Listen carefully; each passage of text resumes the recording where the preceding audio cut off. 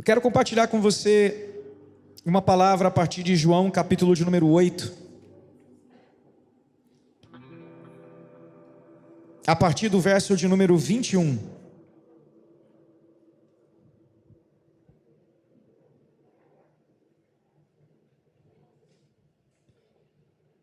João, capítulo de número 8, a partir do versículo de número 21.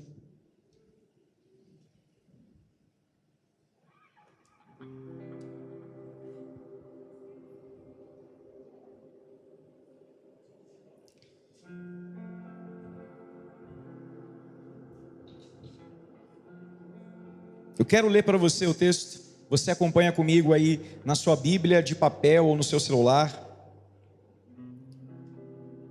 Diz assim: de outra feita, Jesus lhes falou dizendo: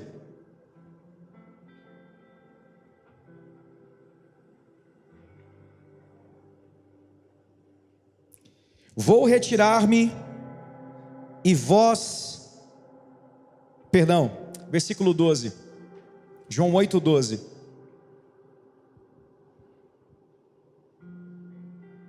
Diz assim: de novo, lhes falava Jesus dizendo: eu sou a luz do mundo.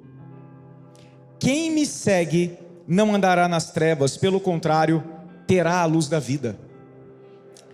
Então lhe objetaram os fariseus: tu dás testemunho de ti mesmo, logo, o teu testemunho não é verdadeiro.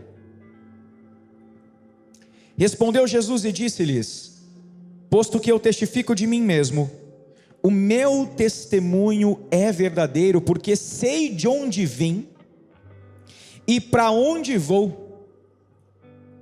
Mas vós não sabeis de onde venho, nem para onde vou. Vós julgais segundo a carne, eu a ninguém julgo. Se eu julgo, o meu juízo é verdadeiro, porque não sou eu só, porém eu e aquele que me enviou. Repita comigo: eu e aquele que me enviou. Também na vossa lei está escrito que o testemunho de duas pessoas é verdadeiro. Eu testifico de mim mesmo, e o Pai que me enviou também testifica de mim. Então eles lhe perguntaram: onde está teu pai? Respondeu Jesus: não me conheceis a mim nem a meu pai. Se conhecesseis a mim, também conhecerias a meu pai. Proferiu ele estas palavras no lugar do gasofilácio, quando ensinava no templo, e ninguém o prendeu, porque não era ainda chegada a sua hora. Irmãos, João capítulo 8, nos últimos dias, foi um texto que eu tive a oportunidade de ouvir o apóstolo Luiz ensinando nele. E graças ao bom Deus, eu já o ouvi ensinando nesse texto mais de uma vez. E fui muito edificado naquilo que ele compartilhou aos irmãos de Santa Isabel sobre filiação. Na ocasião em que estávamos no Pará, ele falou sobre a diferença entre ser um descendente e ser um filho. E aquilo me falou muito ao coração, porque vendo Jesus afirmar que aqueles que tinham o sangue não tinham a filiação, eu fiquei pensando sobre quando nós, por termos algo, julgamos equivocadamente sermos algo. E como eu disse para vocês, não foi a reflexão minha, foi a reflexão do AP. Aqueles que tinham o sangue de Abraão julgavam serem filhos de Abraão, e Jesus diz: não, vocês não são. Mostrando que ser filho de Abraão é algo completamente diferente de ter sangue, mas é de ser da mesma natureza de fé. Nós vivemos dias em que as pessoas, infelizmente, se confundem ser por aquilo que têm.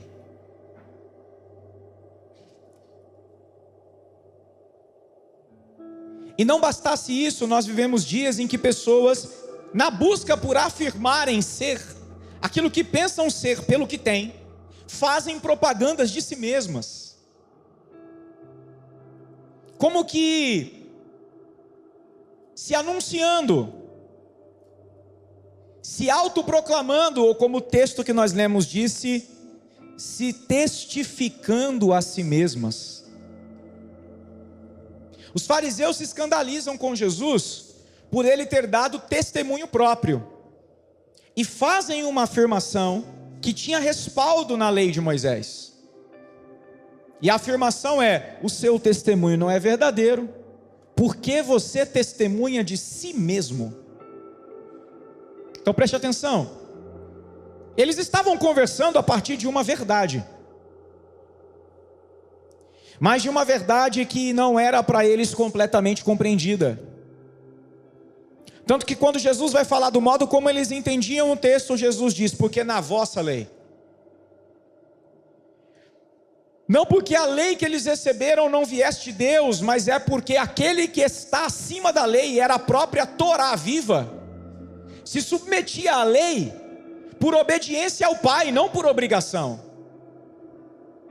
Para você entender de maneira mais escrachada, Jesus, como o próprio Deus, não precisava que ninguém dissesse: ó, como és bom, Deus, testifico que és Deus. Ele falando de si seria suficiente, mas buscando ser obediente até a morte, ou como diz Hebreus, em reverente submissão, ele se submete à própria lei, e não por acaso o Pai que enviou a lei trata de cumpri-la no testemunho do seu próprio Filho, e é disso que Jesus está falando. Vocês estão comigo? O ministério de Jesus começa no seu batismo. A partir do seu batismo, ele é enviado ao deserto, e depois do deserto começa então suas aparições públicas em Israel.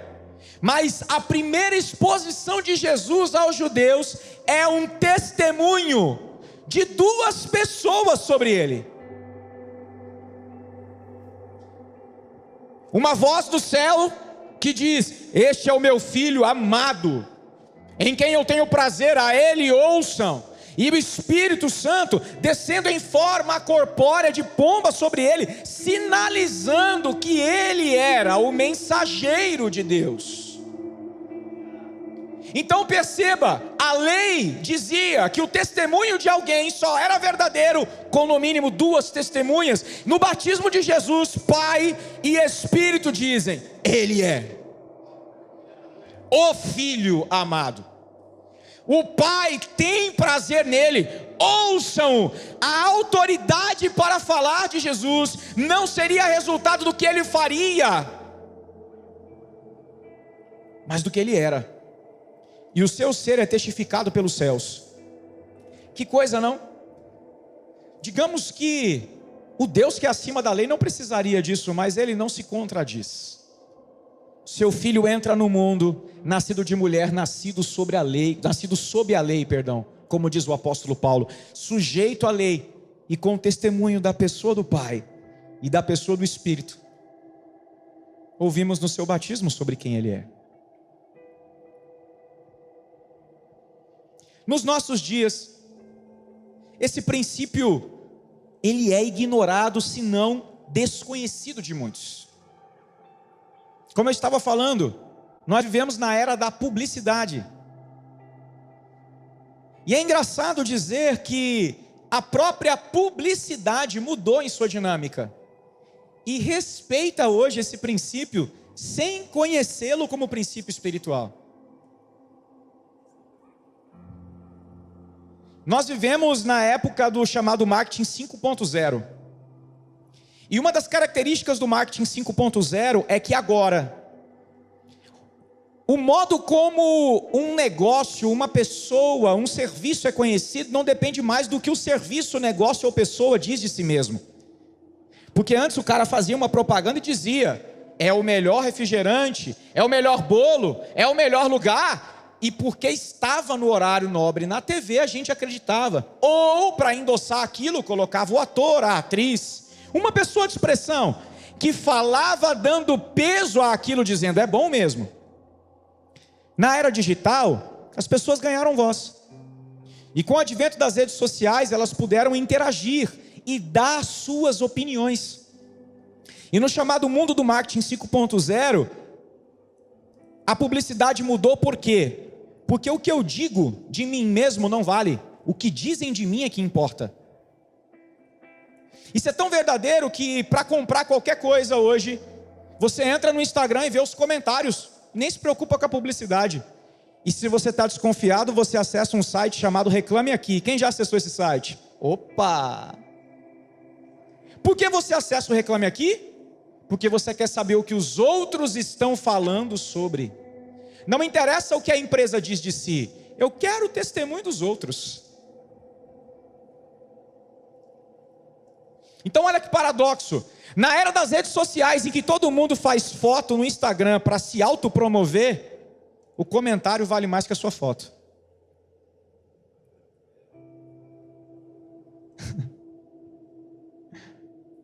Então, do mundo 5.0, o que dizem de você vale mais do que o que você diz de si mesmo. Isso é bom? Depende. Porque você pode estar sendo difamado e aquilo que você é está sendo distorcido. Mas consideremos que as interações sociais revelam coisas e, portanto, nos dão um olhar mais apurado daquilo que queremos observar. Sim ou não? Vocês estão comigo? Então veja, nós estamos nessa era. Você tem seu Instagram, comenta o produto, diz se foi bom, diz que foi ruim, ótimo. Mas às vezes se sente tentado a bloquear o comentário porque você quer que as pessoas pensem de si aquilo que você acha de si mesmo. Transporte isso para a vida da fé. Afinal de contas, a nossa cultura não está desassociada da nossa espiritualidade. Esse mundo que jaz no maligno, com toda essa leitura social, influencia você e eu. E não pense você. O excesso de publicidade tem entrado no nosso jeito de ser igreja. A gente aprendeu a fazer endomarketing. A gente faz publicidade para si mesmo, para acreditar que a gente é o que ainda não se tornou.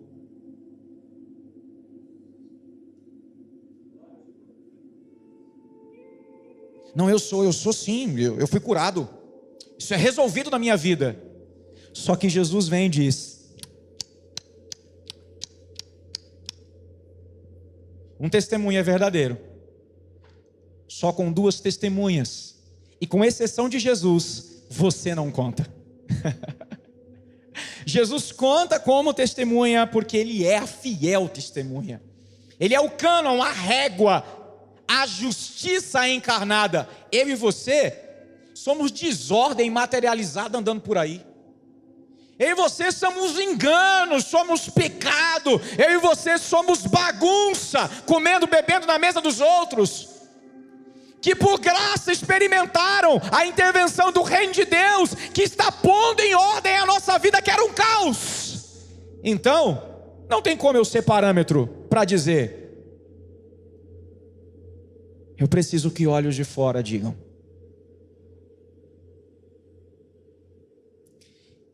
E nessa noite minha preocupação é falar, não contra, mas propor uma reflexão sobre uma prática de autotestemunho. E eu quero ser específico para não ser confuso e não ser confundido.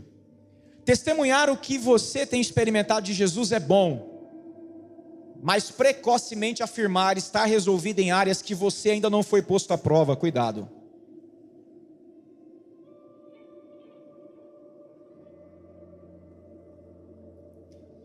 Quando Jesus é interpelado pelos fariseus, ele tem o testemunho do Pai e do Espírito.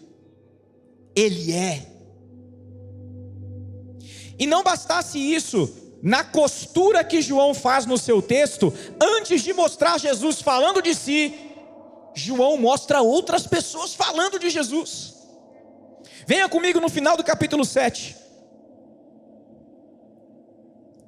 especificamente a partir do versículo 45. Antes de ler, quero contextualizar. Jesus está em meio a uma festa, e ele se proclama no grande dia da festa a água viva. E aí o que o texto diz? Ele fala isso, ele provoca a irritação dos fariseus, e no versículo 45, olha só: voltaram pois os guardas, que eram funcionários dos fariseus e do sinédrio, voltaram à presença dos principais sacerdotes e fariseus, e estes lhes perguntaram: por que não o trouxestes? Ou seja, ele era para ter vindo preso. A resposta: jamais alguém falou como aquele homem.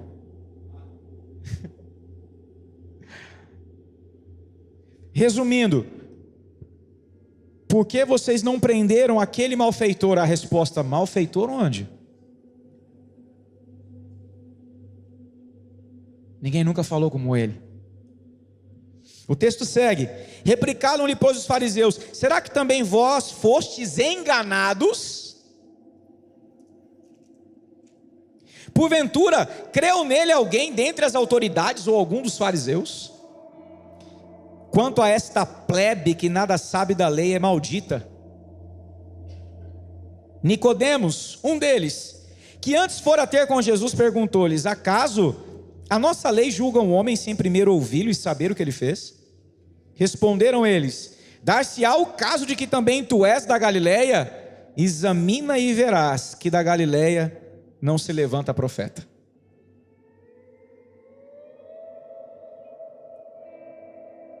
Estes homens testificavam de si mesmos. Eles se julgavam retos o bastante para dizer o que era lei, e na sua justiça própria ficaram cegos para enxergar a Torá viva. Vocês estão comigo? Homens que se julgavam numa estatura não conseguiram enxergar a régua de Deus, Bia. E chamaram de plebe, de povinho, aqueles que estavam vendo e testificando.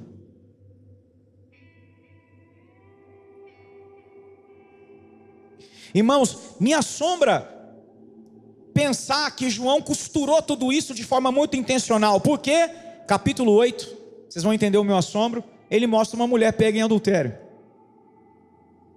E nesse capítulo, o pessoal está pronto para apedrejá-la, porque houve testemunho de que ela havia pecado. E o que Jesus faz? Bom, ok, testemunhas. Alguém entre vocês que nunca pecou, atire a primeira pedra. Porque antes de vocês se fazerem régua de alguém, eu quero perguntar: quem vos mede?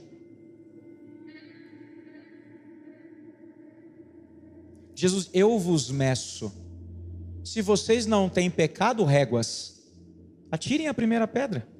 Vocês estão comigo, irmãos? E eles saem de fininho porque não tem medida para ser justiça. E aí, em sequência, é o texto que nós lemos. Qual é a costura que João faz? É a costura que só pode estabelecer ou ser instrumento para aferir estatura ou crescimento quem foi tomado de Cristo e preenchido por Ele. Só que quem são esses que são acrescidos de Cristo e que são instrumentos para atestar a justiça? São os que passaram pelo processo de serem medidos humildemente por alguém. Na jornada cristã, é necessário a humildade de passar pelo crivo do olhar dos outros. Cristo faz isso para nos batizar de humildade. Porque o nosso coração é arrogante, orgulhoso, vaidoso por natureza. Nós somos espetaculosos. Nós conseguimos fazer os nossos 5 centímetros de crescimento parecerem 5 metros. A gente dá zoom, a gente coloca filtro. A gente marca alguém de peso para ser uma espécie de selo social. Ou como dizem no marketing digital, prova social de que, eu sou maior realmente do que pareço. Eu não sou 5 centímetros, eu já sou 5 metros. O problema é que isso é fake. Porque Jesus levanta pessoas ao longo do tempo para serem instrumento para aferir nosso crescimento. Vocês estão comigo? Eu sei que parece repetitivo, eu estou sendo. Por quê? Porque eu não quero tirar de vocês uma linguagem, mas eu quero com vocês propor uma reflexão. Nós estamos, irmãos, de uma maneira muito viciada, utilizando palavras que as pessoas usam para nos corrigir, para achar que a gente tem direito de sair corrigindo os outros com as mesmas palavras. Nós estamos pegando essa mania feia. Parece que a gente espera a primeira hora de açoitar alguém com aquilo que na verdade não veio para nos bater, mas para nos curar.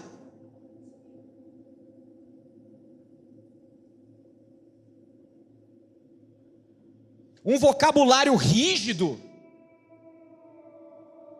carregado de julgamento. Por quê? Porque se eu diminuo quem você é, eu me sinto maior. Eu tenho que ter a sensação de que eu tenho algo para dizer sobre a sua vida, sendo que a preocupação seria ter o que ouvir sobre a minha, da boca dos meus irmãos. Isso é a matriz de uma comunidade religiosa, meus irmãos.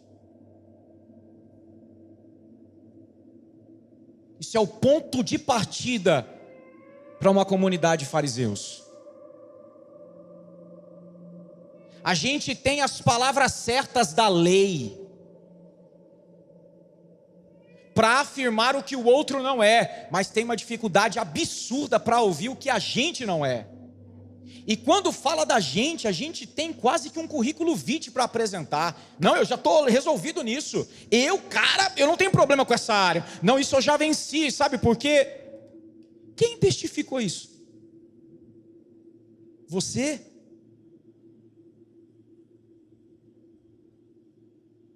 Falo com temor porque coincidentemente nos últimos dias eu tinha tido essa conversa com muitos irmãos. Mais de 10. Que o Senhor por ocasião tem procurado gerar um ambiente para a gente conversar sobre isso. Eu não testifico de mim mesmo. Jesus disse isso de si.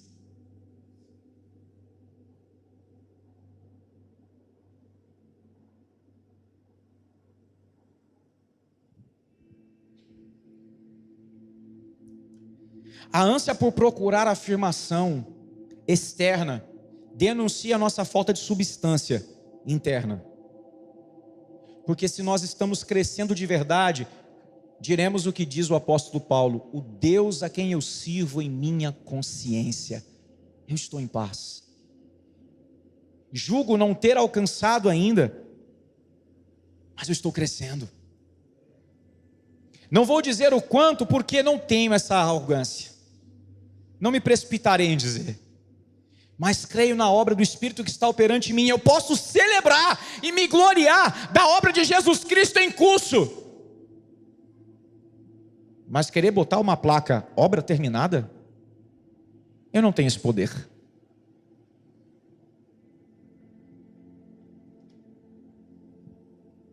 Quem diz que você é hospitaleiro? Você? Quem diz que você é generoso? Você? Quem diz que você é um homem de oração, uma mulher de oração? Você? Quem diz que você é misericordioso? É você? Quem diz que você é quebrantado, calmo, tranquilo, paciente? Quem diz que você não é ansioso ou não é mimado? Quem diz que você é bem resolvido? Quem diz que você não leva desaforo para casa? Ou leva desaforo para casa? Melhor dizendo, né? O contrário. Quem diz que você é um pacificador? Quem diz que você é um pai exemplar? Quem diz que você é um ministro que inspira? Quem disse que você é um jovem que queima? Quem disse que você é um adolescente crente de verdade? Você? Não. Como eu disse para vocês, sem conhecer esse princípio, o marketing respeita ele às vezes muito mais do que nós. E eu preciso emprestar as palavras da Escritura. Os filhos das trevas são mais prudentes que os filhos da luz em certos aspectos, infelizmente. E presta atenção. Existe um tipo de cliente para o marketing que é chamado cliente ideal. Sabe qual é o nome dele? Coincidentemente ou não, cliente apóstolo. Porque ele não é resultado de anúncio, ele teve uma experiência com o lugar e sai falando do que ele experimentou. Ele é o famoso distribuidor boca a boca. O cliente apóstolo é resultado de uma testificação. Ele diz do que ele viu, ouviu e experimentou. Quando Cristo quer dizer quem somos, Ele levanta a gente para testificar isso. Quando estamos preocupados demais que as pessoas escutem sobre o que estamos nos tornando, isso denuncia um coração arrogante com segundas intenções. Isso mostra as nossas aspirações mais vis. Eu preciso acelerar o processo. Tem como alguém me notar?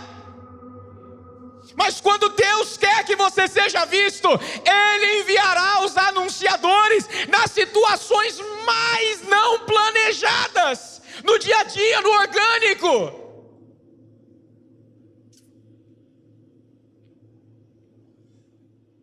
Porque eu não testifico de mim mesmo.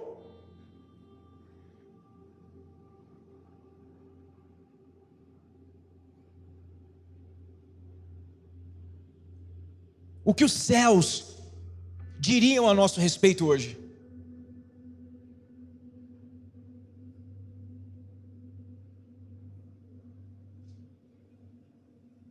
E aqui eu preciso que você seja justo nessa reflexão comigo. Porque o céu dirá de nós aquilo que Cristo está fazendo em nós. Que maravilha, mas eu estou falando do seu testemunho real. Você sabe o que eu estou dizendo.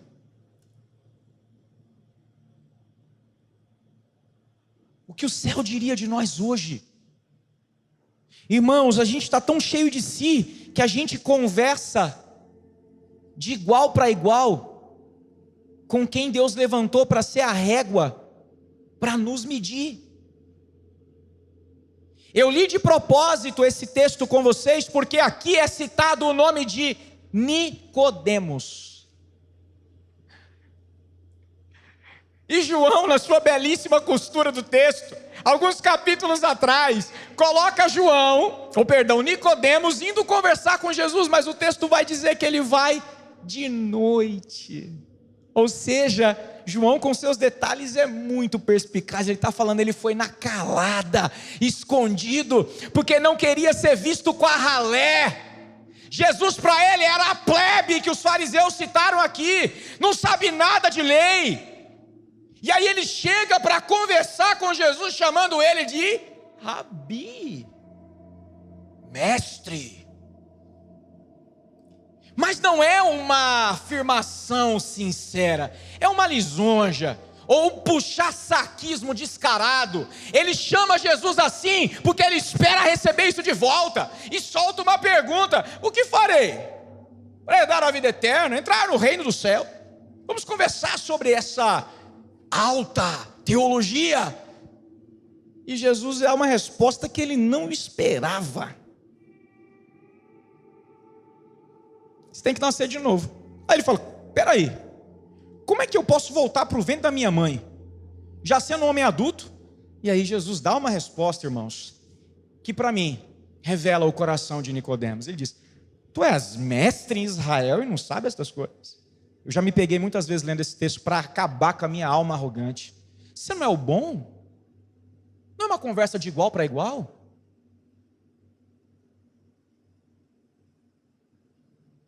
Até que ponto você vai ficar fingindo que você sabe sobre esse assunto, cara? Você não sabe. Você é o Rabi de Israel. O Rabi de Israel não sabe nada.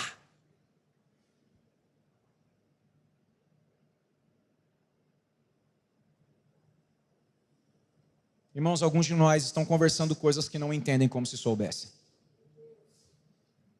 Falando de assuntos resolvidos que não foram resolvidos.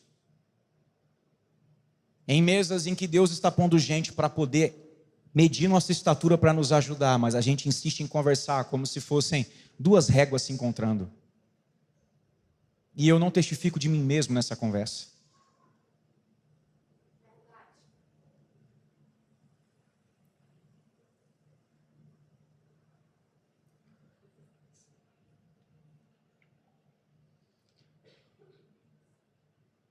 E nesse ponto da mensagem eu peço licença para fazer uma loucura.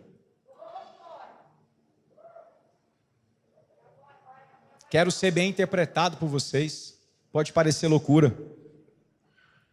Nessa viagem em que eu ouvi o apóstolo Luiz falando sobre filiação, voltamos e demos de cara com a EAP. Muita coisa boa aconteceu. Mas o Deus que sabe fazer as perguntas que expõe as nossas fragilidades me pegou de jeito. Em uma situação inusitada,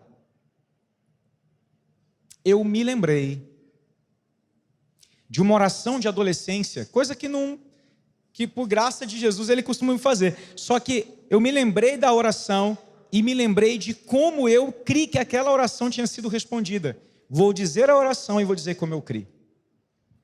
Quando adolescente, por causa do contexto da minha casa, eu orava ao Senhor: Deus, me ensina a ser pai, me ensina a ser marido e me ensina a ser ministro.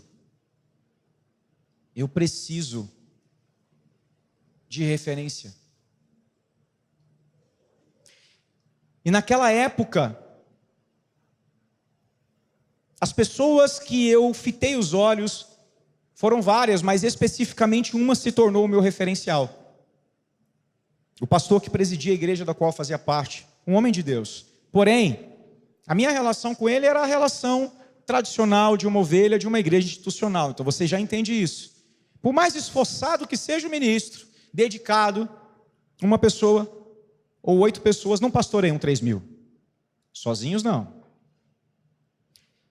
Então, por mais que eu quisesse estar com ele muitas vezes, não conseguíamos. São os limitantes do modelo. E o que eu fiz então? De longe, capturei o exemplo conforme a minha leitura e entendi. Esse é um pai para mim. Me casei. Quando eu me casei, o pai que eu tinha escolhido ainda era o meu pai. Entendem? Ok? Só que eu tinha convivido com ele por anos. O que eu julgava que tinha acontecido comigo, eu já tinha a medida de pai, de esposo e de ministro. E coincidentemente nesse período, pouco tempo depois eu fui ordenado ao ministério e veio a Luísa. 3 coisas que eu descobri que eu não tinha. E foi nesse período que Deus disse: pega as suas coisas e vai embora para Cacoal ajudar o Luiz. Deus sabe como falar com a gente, de forma que pegue o nosso coração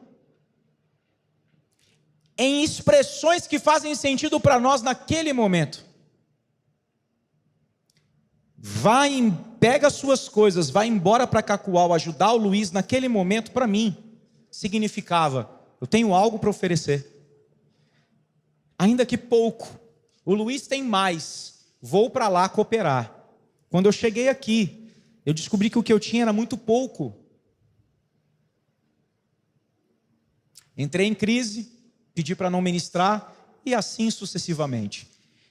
Muitos problemas com a Larissa, que o apóstolo Luiz com a Roberta tiveram que descascar abacaxi, pastor Isaías também. Descobri que o ministro era péssimo e assim sucessivamente. Quantos já me ouviram falar sobre isso? O que há de novo? E aqui está a loucura. Naqueles dias o Senhor me fez me lembrar de uma outra coisa, uma fala que eu fiz ao filho do homem que eu havia escolhido como referência. O filho foi embora, muito preocupado com o pai. Ele disse assim: cara, Sirva meu pai nos anos em que eu vou estar fora. E eu respondi para ele: eu servi você por causa do seu pai. Fica tranquilo, agora que você não está aqui, eu vou servir só ele. E o senhor me fez a pergunta: quando foi que você decidiu isso em relação ao Luiz? Porque ele de fato é um pai para você. E aí, mano, ele que sabe me pegar de jeito foi falando: ajudar o Luiz, se falasse pai. E veio me mostrando quem foi que me ensinou a ser marido, profeta. E eu queria dizer publicamente: pai Luiz, eu nunca disse isso. É um paradoxo, mas eu preciso fazer isso. Mais novo do que eu, mas você é meu pai, meu amigo. Pai e amigo. E que eu me torne um filho tão devoto quanto você. Eu não sei se há uns anos atrás eu teria liberdade para dizer isso, mas eu decidi, vou fazer hoje. Porque hoje tem verdade para dizer isso. Verdade em quê? Do coração. Porque eu não testifico de mim mesmo. Verdade na pureza dos sentimentos. E por que a loucura? Porque eu conheço o pai que tenho. Odeia exposições públicas. Mas não é por ele que eu estou fazendo isso. Hoje eu estou fazendo isso porque eu preciso ser livre. E essa manhã foi crucial para mim. Eu não posso andar dando menos nessa festa do que eu dei em outros tempos. Não se eu reconheço que agora eu sou um homem que já perdeu as cadeias. Então a minha loucura só tem uma finalidade: mostrar para você a minha baixa estatura diante das pessoas que andam comigo. E convidar você a não se olhar no próprio espelho, porque você não testifica de você mesmo.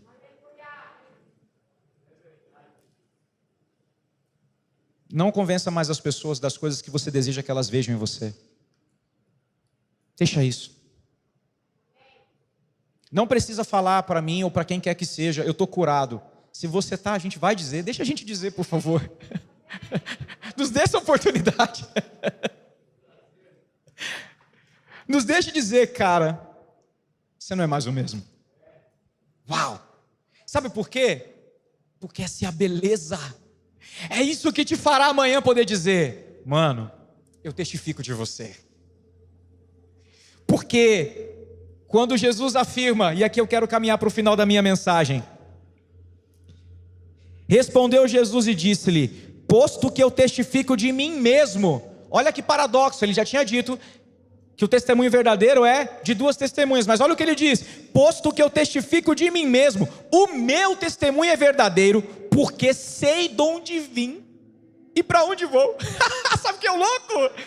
Eu sei a minha origem, eu tenho uma identidade, eu sei para que fui destinado, eu entendo o propósito para que foi gerado. Eu sou um homem que pertence a algo, eu pertenço a meu Pai, eu pertenço à comunidade santa, eu testifico de mim mesmo, porque eu sou pleno. Mas por causa da vossa lei, quero lembrar vocês que eles testificaram de mim. Meu irmão, o dia em que você entender quem você é e para que você foi gerado, você estará tão vazio de você que não falará de si. E é nesse dia que o seu testemunho será verdadeiro. Que santo paradoxo!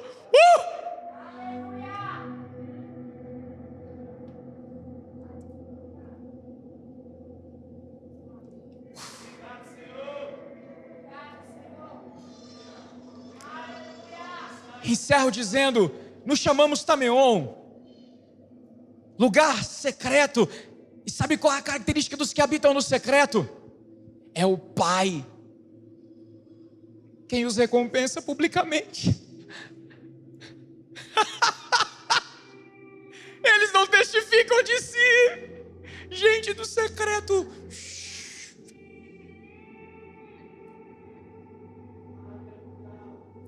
Seja para elogio ou para calúnia.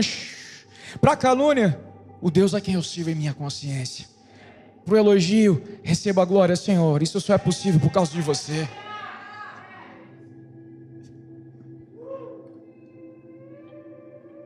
Apaguem as luzes, tirem a fumaça. Convém que ele cresça e que eu diminua. Irmãos, a nossa autoridade está a entender isso. Do contrário, os próximos anos vão matar a pureza que existe em nós e fazer nascer uma comunidade de fariseus.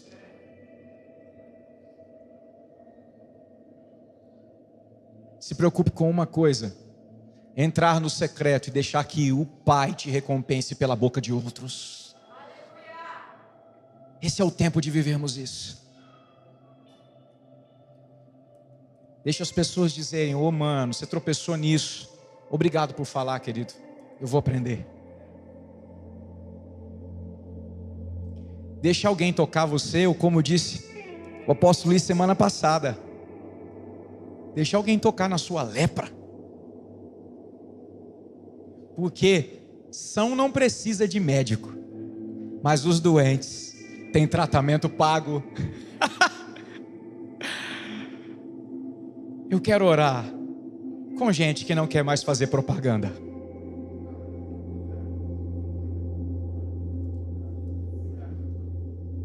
Com gente que escolheu: chega, não faço mais marketing. Chega, não faço mais marketing, não faço mais publicidade. De hoje em diante, eu não anuncio a mim mesmo.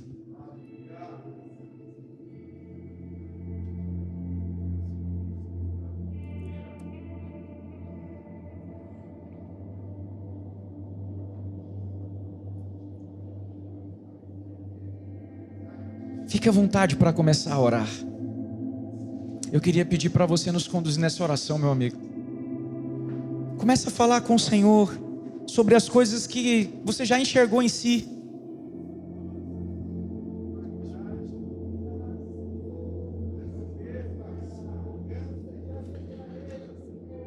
Nós nos arrependemos, Senhor, nessa noite.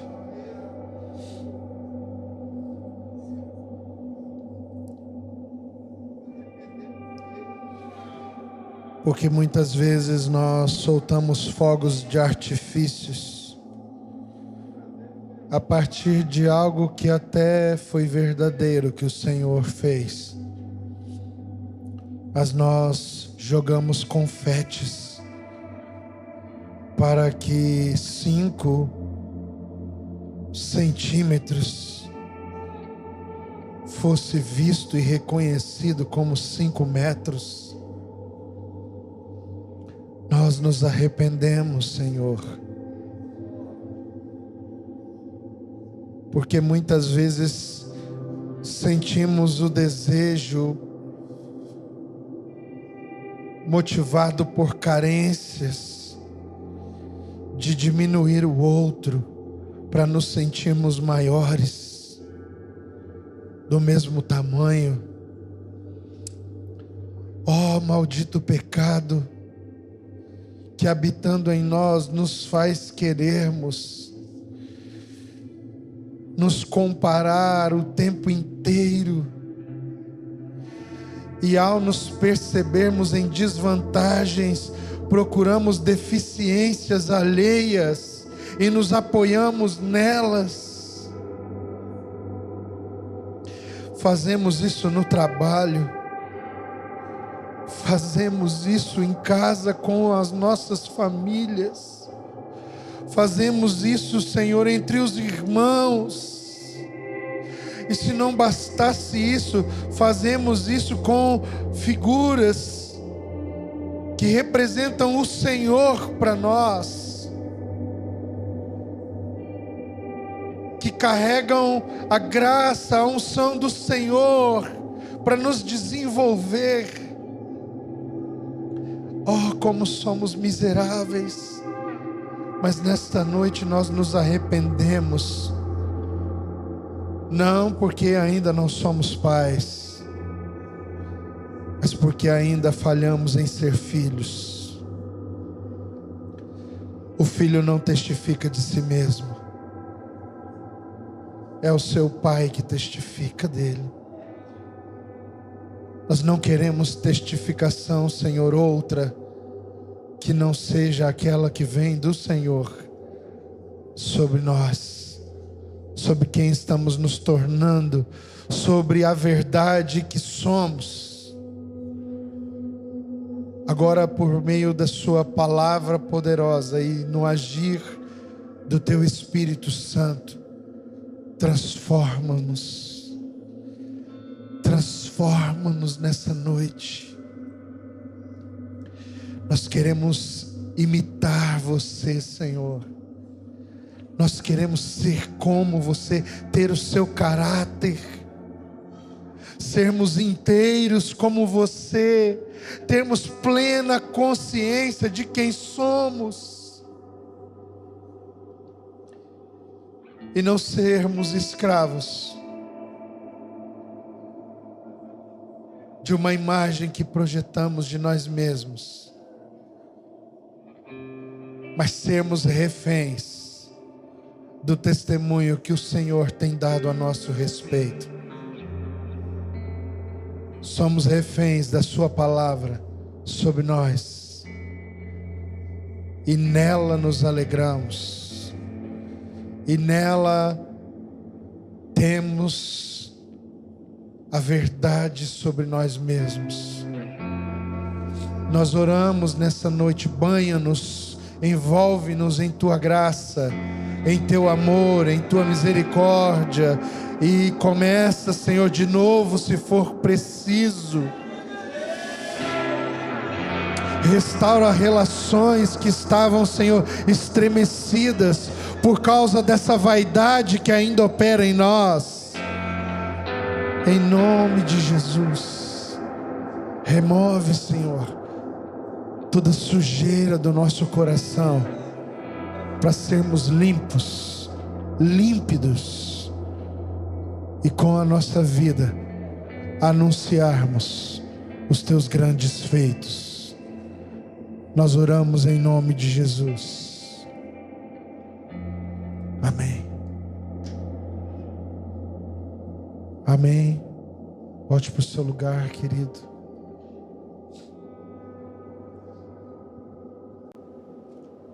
Aleluia. Enquanto ouvia o profeta liberando essa palavra sobre nós, o Senhor me fazia lembrar de tantas coisas que nós já vivemos nesses 10 anos.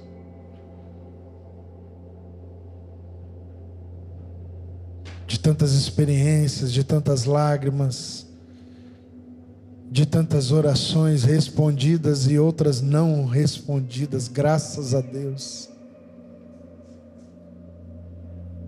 De tantos dias em que uma conversa de alguns minutos teve que durar algumas horas. De tantos desentendimentos e consertos que tivemos que fazer.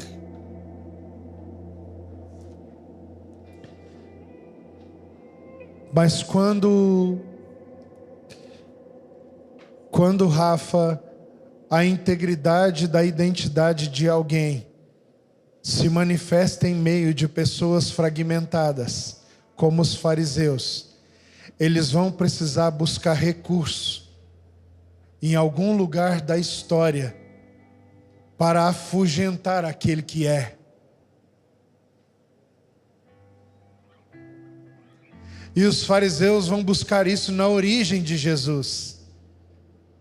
Quando Nicodemos diz: olha, não é assim que a lei diz que nós temos que proceder. E eles dizem: então revise você a lei e verifique se há algum profeta que vem da Galileia.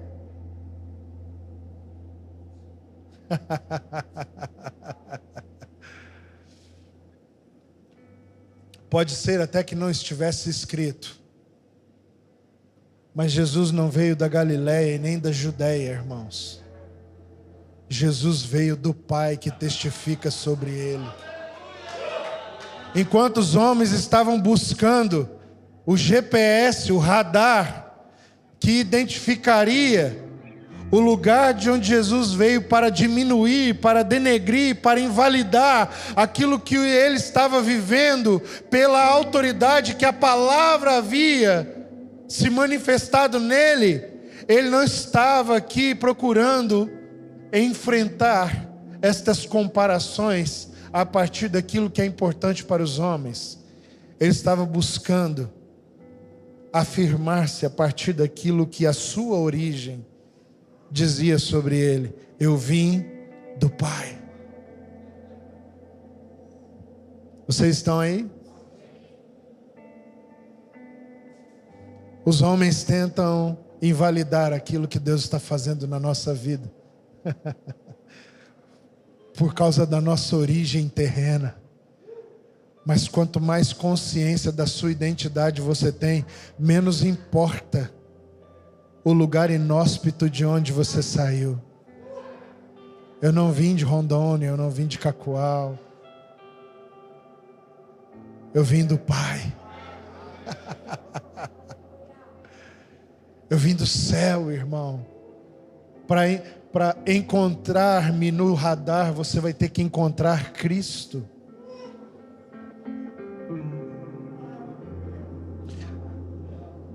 Eu já ouvi algumas pessoas dizerem: mas eu conheço a história, eu conheço a sua história.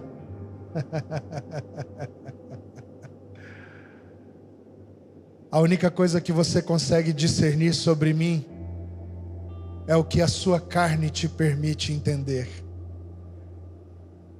Porque um homem espiritual não pode ser discernido por ninguém.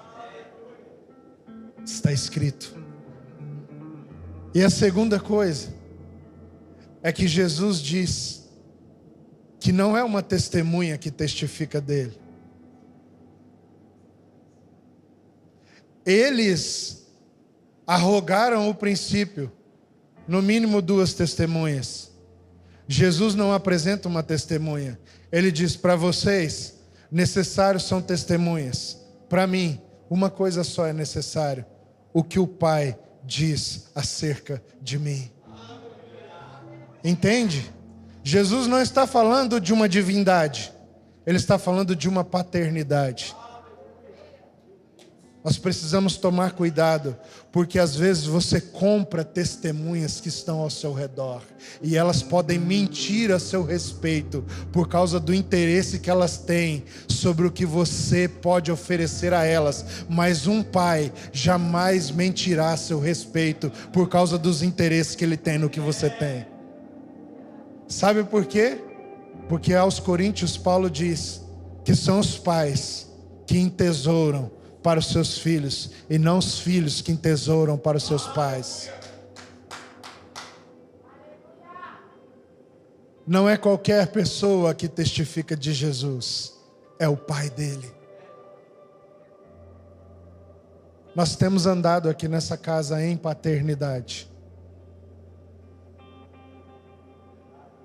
Testemunhas podem ser forjadas, mas um pai nunca será forjado. Ah, mas eu não estou conseguindo espaço com esse cara. Você crê que ele é um homem de Deus? Cuidado. Pode ser que você não tenha espaço intencionalmente, porque ele conhece seu coração. E você está testificando mais de si mesmo do que de fato você alcançou em Cristo. E a falta de espaço, na verdade, é provação do seu coração. Cuidado. Não forje testemunhas para si.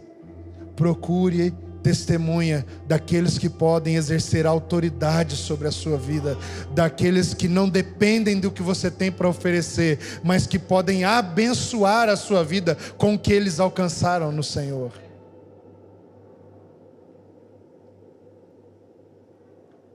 Amém? Eu testifico de você.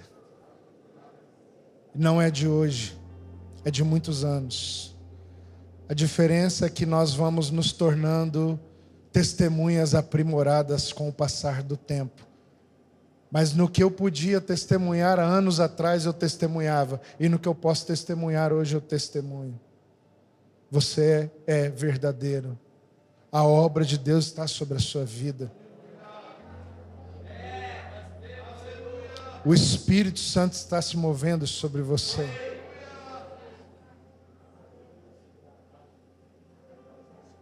Eu queria que você fechasse os seus olhos, porque eu quero orar com você mais uma vez.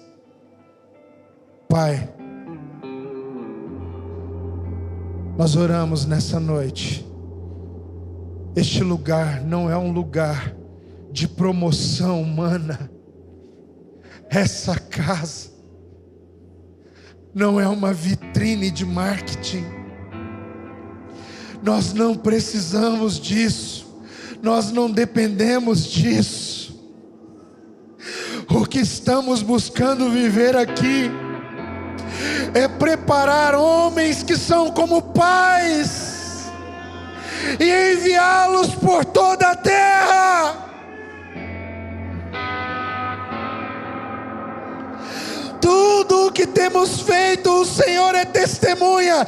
Nós estamos buscando servir ao Senhor em nossa consciência. Você é nossa testemunha, Senhor. Que o que estamos fazendo por causa das Suas palavras liberadas, e não por causa dos nossos desejos e ambições humanas. Então, assim como Rafa levanta filhos verdadeiros, que nem precisam do testemunho de um homem como eu, porque o testemunho do Senhor sobre eles já está espalhado por aí.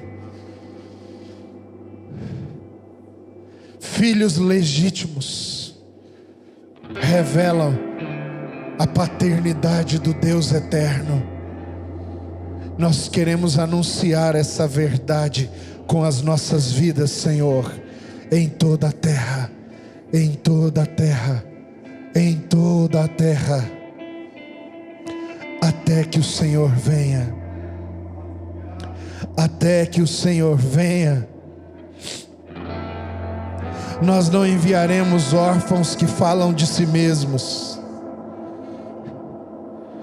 Nós enviaremos filhos inteiros que sabem o que é pertencer, que sabem o que é se submeter, que sabem o que é suportar em obediência, que sabem o que é a verdadeira honra, que sabem andar em amor e serem abençoados. Ah, Senhor, obrigado por Sua palavra, que trouxe luz aos nossos corações. Amém.